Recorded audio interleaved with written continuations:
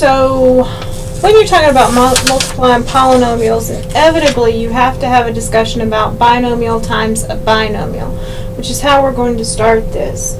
I'm going to do the same problem 3 different ways. Same exact problem. You'll notice and be able to tell what they are.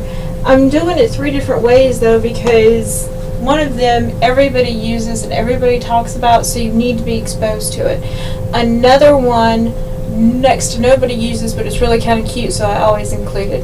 And then the last one is always one that works every time, so I always include that one. That's usually the one I use the most. So the first one we're going to start off with is George. When you have a binomial like y plus 2 times y minus 4, if you draw George, I lost my cap. If you draw George, you will get it right every time. So in order to draw George, first of all, let's finish out George's eyes and kind of give him some hair. So we're going to multiply the y times the y, and then the 2 times the negative 4. Kind of gives him a top. And then, in order to finish George, we have to draw a little nose in there. And we're going to have to finish out his chin. And usually people like that, like a mouth. So we're going to give him that for a mouth. That's George. You got the 2 eyes, the nose, and the mouth. George is kind of cute, huh? I'm just saying. So when you use George, you just multiply whatever has a connecting line. So y times y is y squared. 2 times negative 4 is negative 8. 2 times y is 2y. And then y times negative 4 is negative 4y. And then just like this says plus, that means this line plus this line end up adding together. So you get y squared minus 8 minus 2y, because that's what those two were. They'll end up being like terms usually. It's not in descending order, but that's okay. It doesn't have to be. But that is George. See, George? George is cute. Everybody looks at George and goes, "Oh, George is cute." That's about all they're doing. The next way, though, FOIL is different. FOIL is used everywhere. Everybody calls it FOIL. It actually stands for specific letters. So we're going to do the exact same problem. Y plus 2 times y minus 4. F stands for first. O stands for outside. I stands for inside. And L stands for last. So it basically tells you what you're going to be multiplying. So first means that I multiply the first terms in each parentheses. So my first terms here are y times y. That's going to give me y squared. Outside is the outside terms. So that's y times negative 4. That's negative 4y. Inside is the inside terms. So that's 2 times y, which is 2y. And then last is the last terms in each parentheses. So 2 times negative 4 is negative 8. And when you combine like terms and write it out, you'll end up with y squared minus 2y, because those are like terms, minus 8. Same answer. I had to write it in descending order because I'm weird that way. That's what FOIL is. Everybody calls it FOIL. Most people don't even remember what the FOIL stands for, but they all know how to do it. It's kind of drilled a lot. But I don't necessarily use FOIL. I cover the same basic stuff, but I call it something different. So I'm going to do the same problem. I love you, George, but you gotta go. I need this room. Only I'm going to use the distribution method.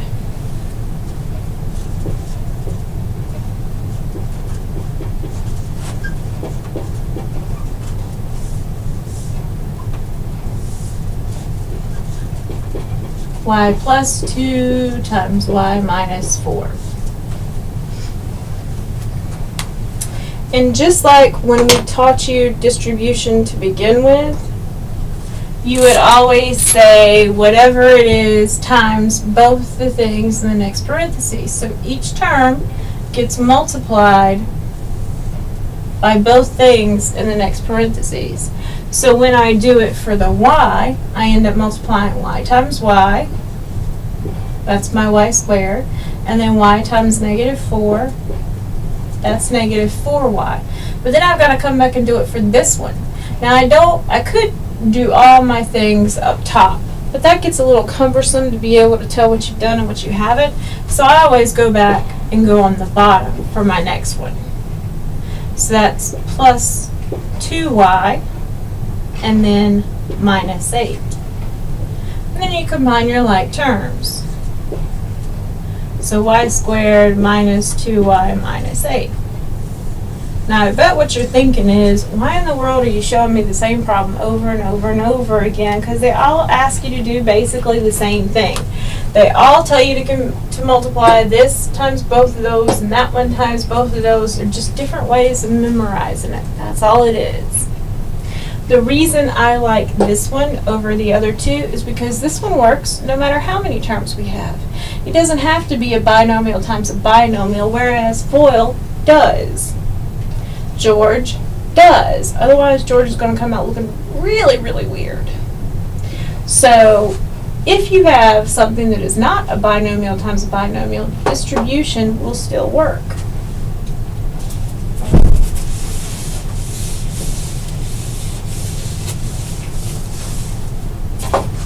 Let's look at one that's not a binomial times a binomial. Let's look at a binomial like x plus 3 times a trinomial, like negative 2x plus x squared minus 3.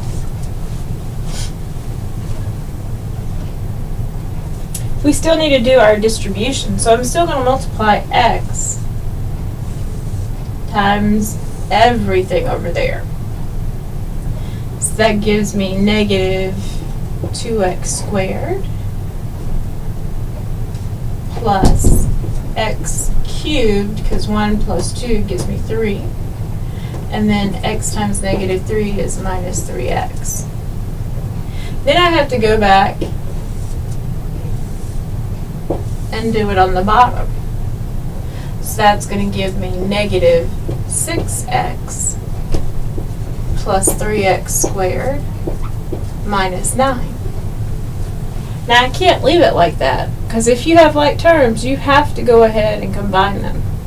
So looking at it, since I'm going to have to combine like terms anyway, the easiest way to make sure I get everything is to go ahead and put it in descending order. So I'll start with my x cubed. I used up that one. Then for my x squares, a negative 2x squared and a positive 3x squared gives me a positive x squared. And then a negative 3x and a negative 6x is negative 9x minus 9.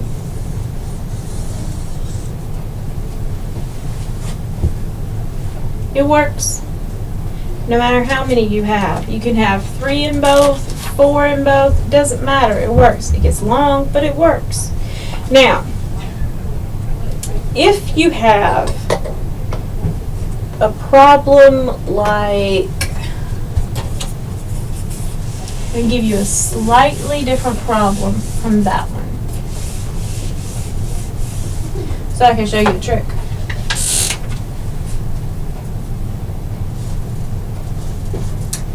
x plus 2 times 3x squared minus 4x plus 3. I hope you can see that. It looks kind of light, but I'm hoping. So for this problem, if you will notice, there's a difference between this problem and that problem other than the numbers. The big difference is this is in descending order and that is in descending order. Whereas up here, this was, but that was not. Because that was not, that's why I wrote it all the way out. But when it's in descending order, there's a cute little trick you could do to save you some paper. So when I go through and I multiply, because they're both in descending order, that means what I get out is going to automatically be in descending order. So x times 3x squared gives me 3x cubed. And then x times negative 4x is negative 3x. And then x times 3 is a positive, 3x squared, 3x. So now that's in descending order. That's not the brilliant part. Here's the brilliant part. When I go back, that's going to end up being in descending order too. So the 2 times the 3x gives me a positive 6x squared. And I can write that underneath my x squared. And because I know it's in descending order, it's going to fall right below this. So I line up that one term, and then my next terms will automatically line up. 2 times negative 4x is negative 8x. And then 2 times 3 is plus 6. Now all my like terms are already on top of each other, so I just have to add down. Plus 3x squared minus 5x plus 6.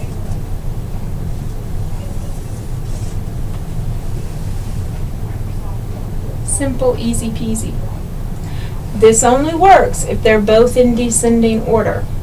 When they're not, you might as well go ahead and write it out because it's not going to end up that way. So anyway, that takes care of this section.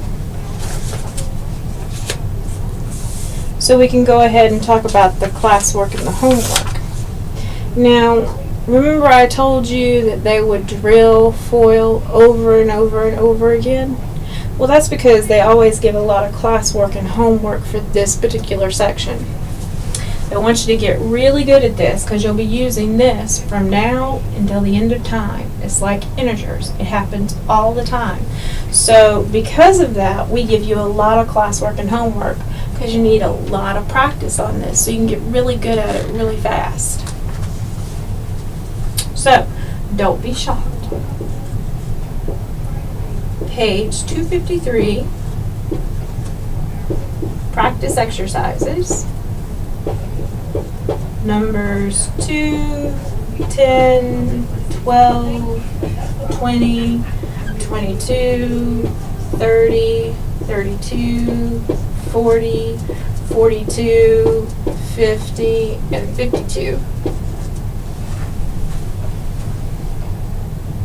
Hey, look, it all fit on there. That means you got to do it all. Ha! I love it.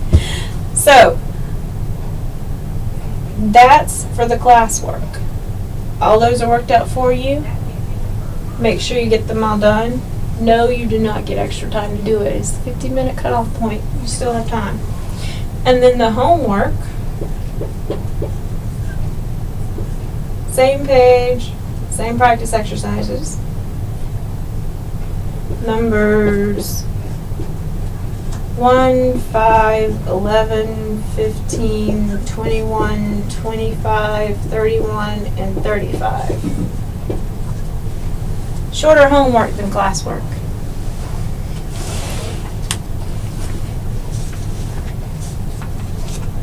And I'll see you tomorrow. Well, you'll see me. Bye.